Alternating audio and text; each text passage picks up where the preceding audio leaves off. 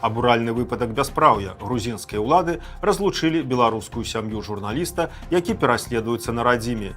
Юрысты бачаць у гэтым парушэнне правоў на сямейнае жыццё і канстатуюць пра пагаршэнне сітуацыі беларусаў, якія пражываюць у Грузіі. Шведскай касметыкі стане менш у Беларусі, а ў Гомельскай вобласці зноў буяюць маштабныя лясныя пажары. Чавускі пенсіянер адкрыў уласны нелегальны мясакамбінат, а ў Смаленскай вобласці Расіі злавілі беларуса з тоннамі кантрабанднай фарэлі. Камфортнае чаканне пры перасячэнні мяжы маюць намер стварыць на некаторых пагранпераходах. Добры вечар, у эфіры Белньюз. У студыі журналіст Уладзімір Лапцевіч. Аб падзеях у Беларусі і каля яе ўжо праз некалькі секунд. Падпішыцеся на наш канал, каб заўсёды быць у курсе апошніх беларускіх навін. Беларускага журналіста, палітычнага эмігранта Андрэя Мялешку, які 3 гады пражываў у Грузіі, учора не ўпусцілі ў гэтую краіну. Ён разам з непаўналетняй дачкой Аляксандрай вяртаўся з адпачынку з Польшчы. Андрэя і яго дзіцёнка дэпартавалі назад у Варшаву. Андрэй Мялешка прыляцеў у Кутаісі з Варшавы разам з дачкой у ноч на 16 верасня. Яны абодва маюць польскія візы на падставе карты паляка. У Еўропе, Польшы ды Літве журналіст правёў 2 тыдні свайго адпачынку і цяпер вяртаўся дамоў, як казаў Андрэй пра Батумі. На пашпартным кантролі іх адвялі ў асобны кабінет, дзе 3 чалавекі выдалі на рукі паперку, у якой не было патлумачана, чаму іх не пускаюць на тэрыторыю Грузіі. У паперы пазначаны іншыя прычыны, а супрацоўнікі казалі, што не маюць права тлумачыць, чаму не пускаюць, распавядаў потым Андрэй. У аэрапорце Кутаісі бацька з дачкой правялі 20 гадзін. Вылет самалёта, на якім іх збіраліся дэпартаваць назад у Польшу, некалькі разоў пераносілі. Толькі позна ўначы на 17 верасня яны прыляцелі ў Варшаву. У Грузіі у Андрэя Мялешкі засталася жонка і другая дачка. Тут варта адзначыць, што грузінскія ўлады фактычна разлучылі сям'ю беларусаў, якія былі пераследаваны на радзіме, бо адна дачка цяпер з бацькам у Польшы, а другая з маці ў Грузіі. Вось што на гэты конт адзначыла кіраўніца ўсходняга напрамку ў юрыдычнай фірме WKB Lawyers Анна Маціеўская.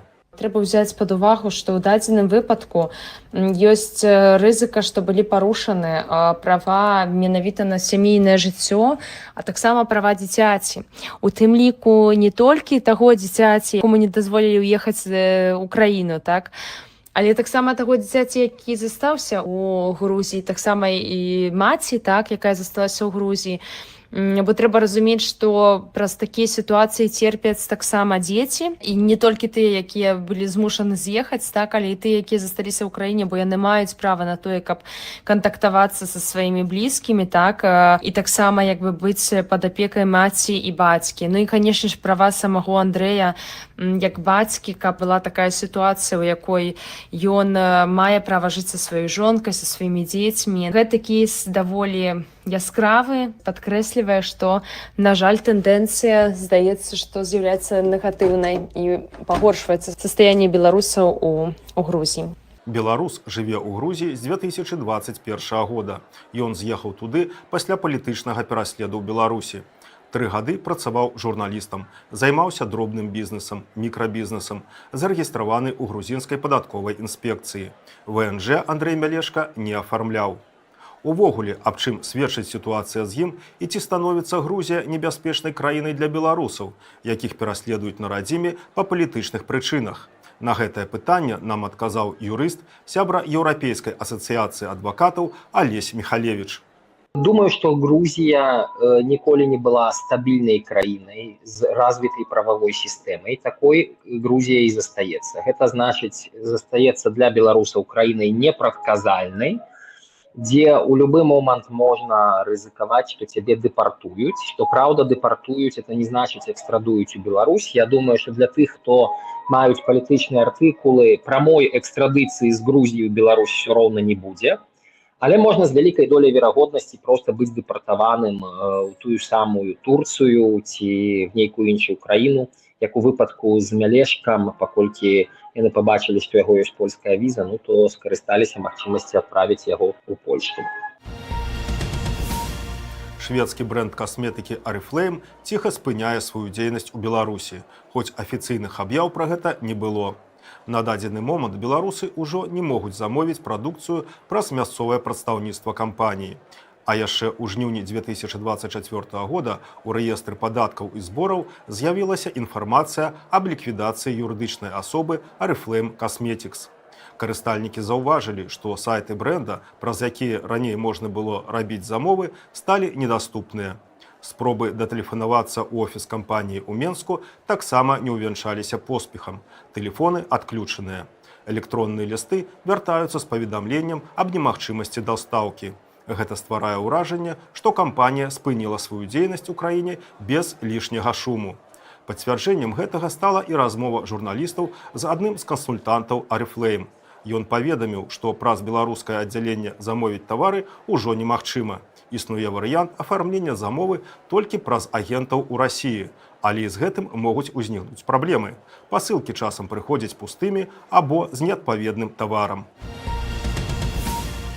На беларускім Палессі зноў буйныя пажары. З імі змагаюцца на тэрыторыі Мілашэвіцкага, Жыткавіцкага і Палескага лясгасаў.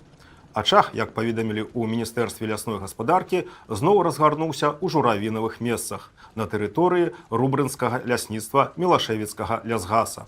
З прычыны моцнага ветру агонь перайшоў на тэрыторыю суседняга лясніцтва Жыткавіцкага лясгаса і накіраваўся ў бок Палескага лясгаса. Каля сотні чалавек і дзесяткі адзінак тэхнікі змагаюцца з агнём. На дапамогу леснікам прыляцелі і 2 борты авіяцыі МНС. Таксама паведамляецца аб буйным пажары, які ліквідуюць на тэрыторыі Жлобінскага лясгаса. У сваю чаргу Міністэрства надзвычайных сітуацый абвясціла штармавое папярэджанне. На большай частцы тэрыторыі Гомельскай і Магілёўскай абласцей захоўваецца надзвычайная пажарная небяспека. Як адзначаецца на сайце міністэрства, сярод чыннікаў небяспекі ўзнікнення пажару ў прыродных экасістэмах, распаўсюд агню на населеныя пункты, лініі электраперадач і сувязі. Нелегальны мясакамбінат дома. У Чаўскім раёне канфіскавалі 3 тоны небяспечнага мяса. З паведамлення МУС стала вядома, што ў Магілёўскай вобласці сілавікам удалося раскрыць падпольны мясакамбінат, арганізаваны 67-гадовым пенсіянерам проста на сваім участку. На працягу года мужчына скупляў жывёлу ў мясцовых жыхароў, гадаваў яе да забойнай вагі, а затым складаў тушы ў самаробнай халадзільнай камеры, усталяванай у гаспадарчай пабудове. Мяса, якое не адпавядае ніякім санітарным нормам, пенсіянер прадаваў прыватным асобам як у Беларусі, так і ў Расіі.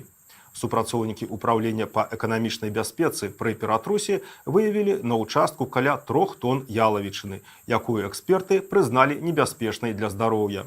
Уся прадукцыя была неадкладна канфіскавана і утылізавана. Цяпер сілавікі працягваюць высвятляць абставіны справы і правяраюць іншых патэнцыйных удзельнікаў гэтай нелегальнай схемы. Беларус незаконна вёз 2,1 тонны фарэлі ў Расію. Цяпер яму пагражае да 7 гадоў пазбаўлення волі. За кантрабанду вялікай колькасці астуджанай фарэлі ў Расіі на беларуса завялі крымінальную справу. Кошт грузу ацэньваюць у 2,5 мільёны расійскіх рублёў. Гэта каля 27,5 тысяч долараў, паведаміла смаленская мытня. Аўтамабіль з фарэллю спынілі ў вёсцы Лубня Смаленскага раёна мытнікі разам з памежным управленнем ФСБ Расіі па Смаленскай вобласці. Рыба была ў грузавым адсеку машыны ў скрынях з пенапласту, абкладзеных лёдам. Краіна паходжання грузу не была пазначана. Якія-небудзь суправаджальныя дакументы, у тым ліку ветэрынарны сертыфікат, таксама адсутнічалі. На кіроўцу завялі крымінальную справу за кантрабанду на тэрыторыю Расіі стратэгічна важных рэсурсаў. Цяпер яму пагражае пазбаўленне волі на тэрмін ад 3 да 7 гадоў са штрафам да 1 мільёна расійскіх рублёў, амаль 11 тысяч долараў. Рэжым адкрые дадатковыя пляцоўкі для камфортнага чакання на межах з Еўрасаюзам. І калі верыць яго плану, ужо хутка вадзіцелі, якія стаміліся ад шматгадзіннага і нават шматдзённага чакання, змогуць скарыстацца новымі зонамі адпачынку з электроннай сістэмай чэргаў. Пра гэта заявіў старшыня Дзяржаўнага мытнага камітэта Уладзімір Арлоўскі у эфіры тэлеканала «Беларусь-1». Мы сейчас практикуем строительство площадок ожидания. С этих площадок ожидания грузовики следуют на границу по определенному порядку с электронной очередью.